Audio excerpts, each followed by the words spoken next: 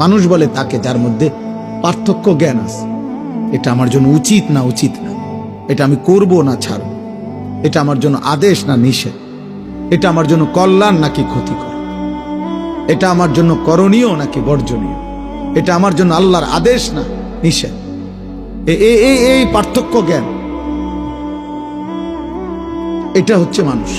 এটা যার মধ্যে নাই, সে মানুষ মদও খায়, মধুও খায়, গালিও দেয়, সালামও দেয়, কষ্টের উপার্জন টাকাও নেয়, সুদের টাকাও নেয়, কিস্তির টাকাও নেয়, কারো কাছে ঠিকঠাক মতো বেচে, কাউরে আবার ধরা দিয়া লায়। বুঝেন নাই কথাটা? কাউরে আবার 2 নম্বরে সিটারি করে লায়।